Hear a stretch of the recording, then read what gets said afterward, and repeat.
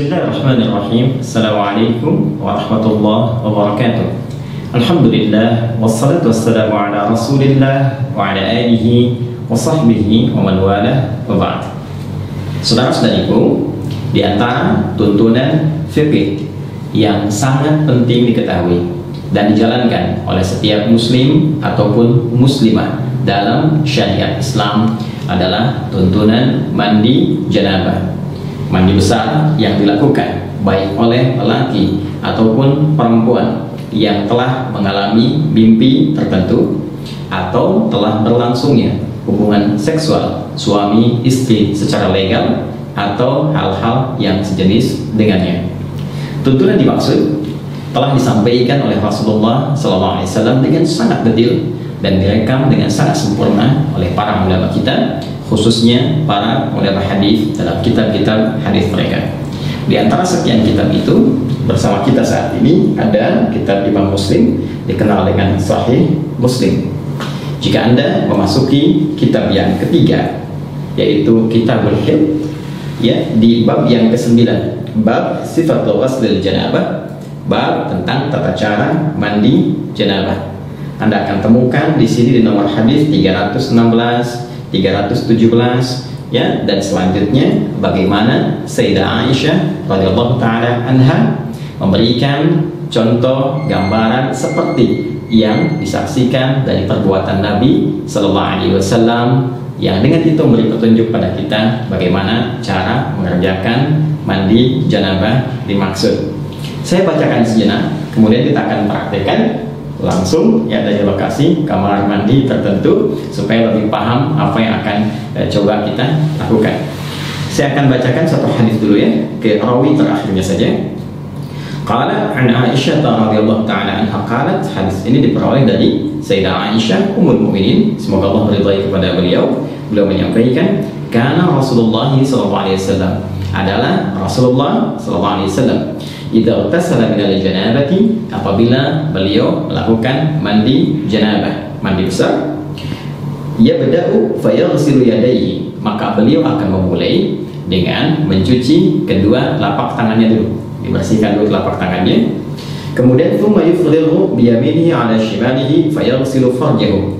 Setelah itu beliau kemudian menuangkan dengan tangan kanannya ke tangan kirinya, ya, sejumlah kadar air tertentu. Kalau bisa kita gunakan misalnya pakai gayung, ya, atau kita bisa gunakan dari keran untuk mengambil, ya, kemudian dialirkan ke tangan kiri untuk membersihkan pertama bagian kemaluannya terlebih dahulu.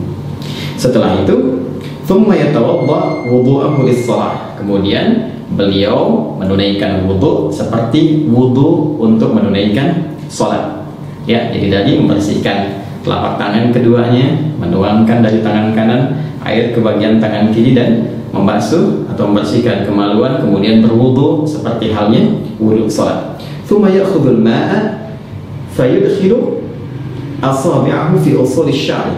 Kemudian beliau mengambil air, ya, lalu dengan air itu beliau menyela-nyela, ya, di bagian rambut kepalanya sehingga meresapkan air kepada bagian kepala secara merata. Lalu kita lanjutkan. Jadi mohon izin saya nggak pakai kacamata, ya, jadi saya menyesuaikan. Bismillah. Kemudian hatta idza ra'a an qad istabra'a hafana 'ala ra'si thalatha hafanat.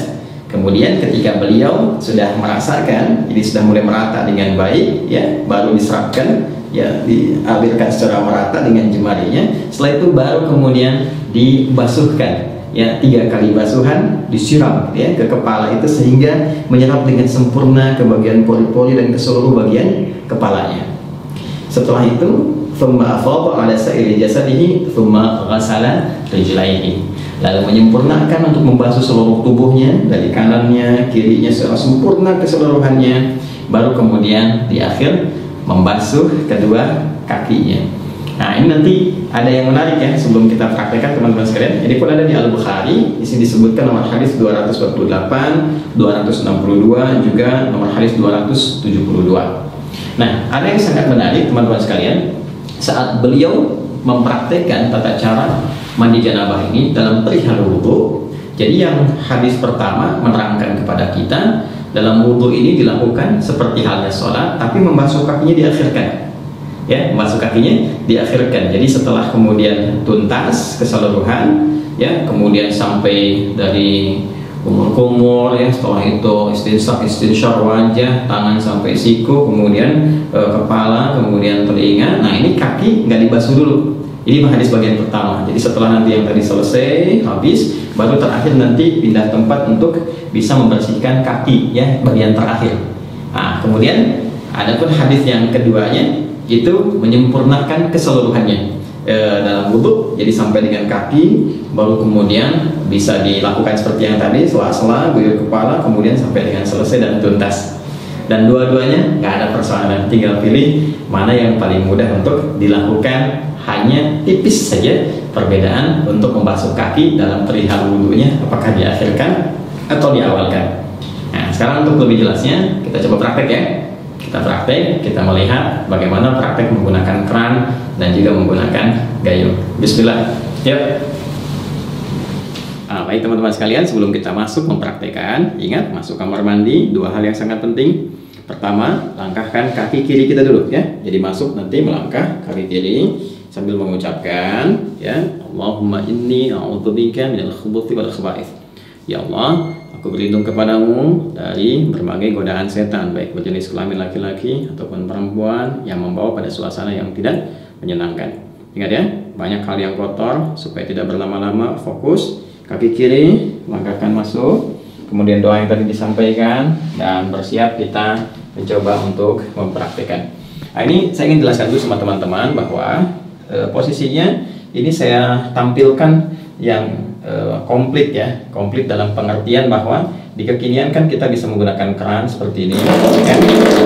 Kemudian juga ada yang menggunakan gayung seperti ini, ya, atau juga menggunakan shower seperti ini, ya. Ini belum saya nyalakan dulu untuk memudahkan, nanti kita bisa gunakan secara bersamaan. Baik, yang pertama, berdasarkan praktek dari hadis yang telah kita bacakan tadi, maka kita mulai dengan mencuci telapak tangan terlebih dahulu, ya, dengan semua jari-jari yang melekat di dalamnya. Karena itu penting bagi kita untuk mencontohkan. Pertama, karena kita akan coba menggunakan keran terlebih dahulu, maka ini kita geser dulu, ya, embernya. Jadi tidak kita coba tadahi di bawahnya dulu, supaya air yang diduga tidak bersihnya itu tidak langsung masuk ke dalam bagian ember atau bejana, ya. Walaupun nanti beberapa bagian dari proses kita untuk melakukan tuntunan syariat ini bisa kita tadahi dengan air, ya. Jadi kita basuh dulu seperti ini teman-teman sekalian, ya. Nah, seperti ini. Nah, tentu kita ucapkan bismillah dalam hati, ya. Demikian. Nah, seperti ini. Jadi rasa sudah bersih teman-teman sekalian, boleh kita matikan, ya. Lalu kita tadahi begini, ya, supaya tidak terlampau banyak nanti air yang mengalir keluar sehingga berlebihan, ya, dan sangat tidak disukai berlebihan. Baik, kemudian setelah itu kita coba nyalakan dulu teman-teman sekalian, ya. Lalu siapkan sabun. Ini sabun, ya, sebelumnya sudah ada. Kita siapkan sabunnya dulu. Nah, ini sabun penting karena nanti di dalam hadisnya teman-teman sekalian, itu nanti saat membasuh kemaluan, itu tangan setelah itu dibasuh dulu menggunakan tanah. Dalam hadisnya itu, ya, tanah. Nah, ini sebagai pengganti dalam konteks tanah itu bisa menggunakan apa? Menggunakan sabun, ya. Jadi intinya membersihkan kotoran, mungkin bakteri atau yang lain yang melekat di dalam tangan setelah membasuh kemaluan. Tadi sudah kita tangan sudah kita basuh, ya, sudah kita bersihkan. Setelah itu kita lebih baik sambil jongkok seperti ini, ya, sambil jongkok, karena mungkin sisa-sisa dari bagian tubuh kita bisa juga dikeluarkan untuk mengalir. Kemudian setelah itu dibersihkan bagian kemaluan, ya. Jadi ambil air, teman-teman bersihkan bagian kemaluan dengan rapi, dengan bersih. Nah, setelah kemudian ini hadis tadi yang tidak sempat saya bacakan, ya, hadis yang keduanya, karena untuk mempercepat, ya, untuk mempercepat ke praktek. Ini nanti setelah dibersihkan, ambil sabun, ya, di sabun diambil secukupnya. Kemudian, nah, seperti ini, ya. Nah, kita bisa kemudian cucikan dulu, basuhkan, kemudian baru kita bilas dengan menggunakan air seperti ini, ya. Nah, sudah selesai. Baik, nah, ini sudah bersih bagian kemaluan. Lalu setelah itu kita bersiap untuk berwudu seperti wudunya sholat, ya. Jadi ini saya coba singkapkan dulu teman-teman sekalian, ya, sampai sini supaya ini bagian siku juga bisa ada batas yang terlihat. seperti ini ya. Kita mulai wudhu seperti halnya wudhu untuk sholat. Nah, ini seperti biasa ya. Nah, boleh kalau mau begini lagi, ini kan sudah bersih di tangan tadi ya, begini. Nah, sudah mengingat dalam hati kita. Nah, bismillah sudah kita ucapkan juga ke dalam hati kita. Kita mulai ya. Baik. Nah, ini kita bisa berkumur-kumur seperti biasa.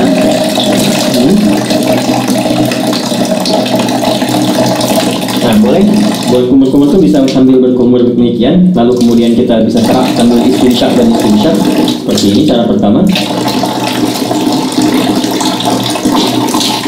Jadi saya sambil menyerap ke hidung sebagian. Bisa juga kumur-kumurnya seperti tadi. Saya cuma membersihkan bagian giginya. Itu kebiasaan saya supaya kotoran-kotoran di makanan juga bisa sekaligus bisa keluar ya seperti tadi. Atau nanti kumur-kumur itu lalu bagian istinsyaknya boleh ya, istinsyak dan istinsyak. Istinsyak itu menghirup air ke hidung ya, kemudian istinsyak dikeluarkan. Nah, dalam suasana COVID semacam ini itu penting karena nanti reseptor-reseptor virus itu yang suka menempel di bagian hidung ya, sebelum masuk ke laring, ke faring, lantas ke paru-paru, kita berlindung dari semua itu ya. Nah, ini bisa setidaknya bisa dikeluarkan dengan istinsyak, menghirup air ke hidung dan istinsyak dikeluarkan. Seperti contohnya ya, hirup ya, jelas ya. Baik. Nah, ini teman-teman sekalian sudah. Kemudian seperti biasa ke wajah ya.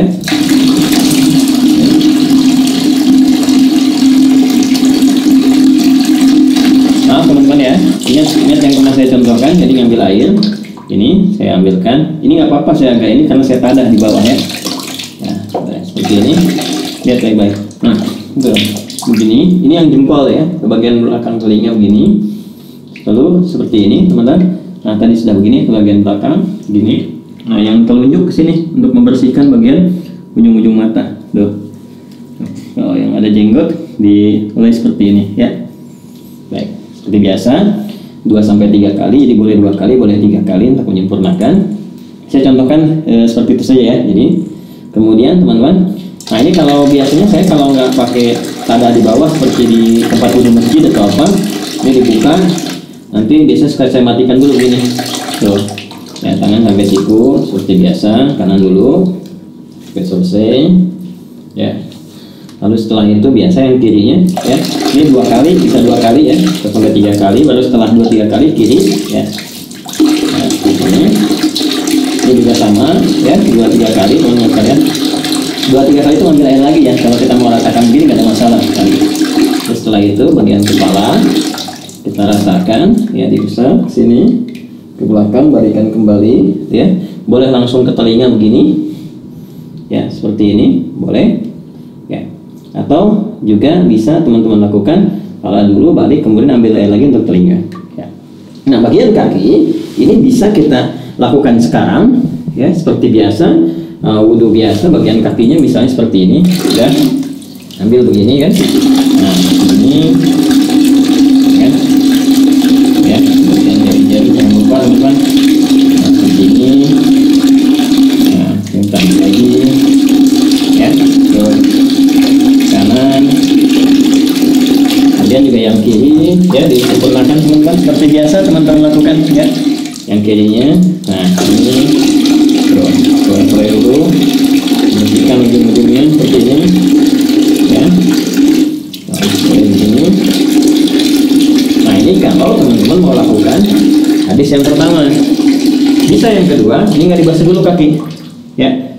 Setelah selesai tadi ke kepala, ke telinga, jadi langsung kemudian melakukan ke yang selanjutnya, tahap selanjutnya.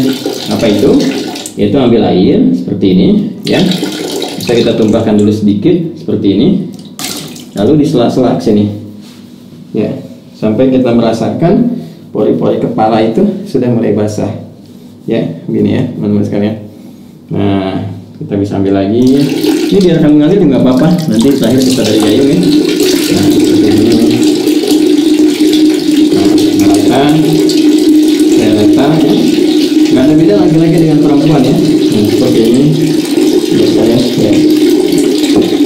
Nah, setelah itu cukup, bisa sekali, bisa 2 kali ya. Setelah itu teman-teman disebutkan dalam hadis, kemudian Nabi mengambil air tertentu, bisa dengan ini, bisa dengan Tadi kan dengan ini ya, dengan kepalan, bukan kepalan terbuka begini ya, antara telapak tangan kanan kiri disatukan begini, kemudian disiramkan ke kepala, untuk ke kepala dulu, meratakan kepala seperti ini ya. Jadi bisa aja sebenarnya pakai telapak tangan ke kepala dulu. Tadi kan sedikit-sedikit ya di sela-sela. Kalau ini meratakan, kalau bisa menggunakan ini juga boleh, menggunakan kerangnya. Saya coba contohkan pakai ini dulu. Tuh ya, secara menyeluruh, jadi selesai gitu ya. Atasnya ini 3 kali ya, jadi 3 kali dicontohkannya ya. Jadi kita seperti ini ya, boleh pakai gayung juga, ini untuk kepala dulu ya, tadi kan kepala. Nah baru setelah itu disiram ya, siram di seluruh tubuh. Ini sudah merasakan rata, sudah enak ya. Nanti ada hikmahnya loh, kenapa kepala dulu itu ada hikmahnya ya, termasuk nanti terkait dengan kesehatan, kesegaran tubuh, dan juga bagaimana menghidupkan kembali semangat dalam beraktivitas supaya nggak malas, lemas, kemudian daya pikir jadi kuat dan sebagainya ya.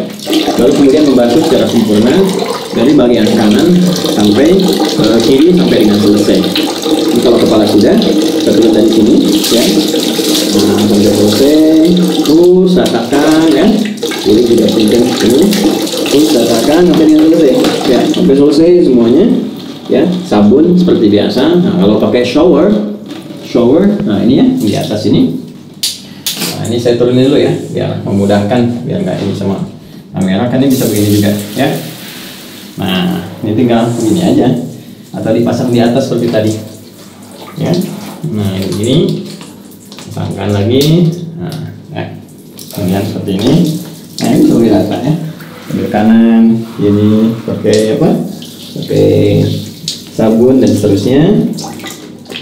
Nah, kemudian selesai teman-teman sekalian. Nah ya, jadi ini sudah disabunin, rata semua. Nah, kalau bagian pertama tadi yang kakinya belum dibasuh, belum dibersihkan, maka berpindah tempat ya. Berpindah tempat tuh gini, supaya tidak teraliri oleh air yang tadi sudah kita basuhkan ke tubuh kita, sehingga masih bercampur kotoran-kotoran yang mungkin tidak mengalir sempurna. Itu ya hikmahnya. Maka berpindah sedikit, pindah sedikit kan. Kemudian kita mulai basuh kaki ya, yang tadi belum terbasuh dalam wudhu tadi pada hadis yang pertama. Boleh kita basuhkan sesuai seperti yang dalam apa namanya wudhu. Kita ambil saya begini ya, kita masukkan. Nah, seperti ini ya, ini masuk kaki secara sempurna ya kan, kasih lagi. Nah, seperti ini ya. Atau karena saat mandi tadi kan sudah dibersih, gosok-gosok, bisa tinggal begini juga bisa ya, begini bisa. Nah, seperti itu. Nah, cuma kalau kita ambil hadis yang kedua, kita ingin gunakan wudhunya sempurna sampai dengan ke kaki seperti tadi saya contohkan, maka yang terakhir nggak perlu dilakukan lagi ya, cukup kita siram aja untuk selanjutnya gitu kan, selesaikan dan sudah selesai. Nah, karena sudah mandi besar itu menghilangkan hadas-hadas yang besar, otomatis yang kecil juga hilang ya, jadi tidak perlu kita berwudu kembali. Kalaupun ada yang ingin berwudu kembali ya tidak dipersalahkan juga, tapi karena sudah selesai kan tadi wudu sudah, kemudian mandinya juga sudah, jadi tidak wudu pun ya tidak menjadi persoalan, tidak perlu wudu lagi, tinggal pakai handuk ya, diselesaikan, dirapikan dan selesai tuntas. Nah, ini teman-teman admin nggak bawakan anduk jadi saya harus keluar untuk contohkan dulu, keluar kamar mandi dengan menggunakan kaki kanan ya. Kita keluarkan menggunakan kaki kanan seperti ini ya, sambil kita mengucapkan ghufranaka ya, ghufranaka alhamdulillahilladzi adhaba 'anil adha wa 'afani ya. Ya Allah, ampuni kami, ya Allah maafkan, karena saat tadi di kamar mandi kan kita nggak berzikir ya, nggak mengucapkan kalimat thayyibah, dan dalam situasi tempat yang tidak bersih dan penuh dengan godaan-godaan setan. Kemudian kita juga bersyukur pada Allah, segala puji bagi Allah yang telah menghilangkan berbagai gangguan dan menyehatkan kita setelah kita mandi kembali. Jadi mandi itu ada kaitan dengan kesehatan, kekuatan. Nah, itulah Islam mengajarkan kita. Teman-teman sekalian, itu yang bisa di-share, disampaikan. Wah, ini udah dicontohkan sepenuh hati, fisik dan jiwa. Jadi kalau belum jelas juga ya tinggal berikan petunjuk lah dengan cara apa lagi saya mesti mengajarkannya. Ini hadis yang sudah ditampilkan maknanya udah disampaikan, basah-basahan juga udah, tinggal mudah-mudahan bermanfaat. Ya, saling mendoakan. Terima kasih. Subhanakallahumma wa bihamdika asyhadu an la ilaha illa anta astaghfiruka wa atubu ilaik. Assalamualaikum warahmatullahi wabarakatuh.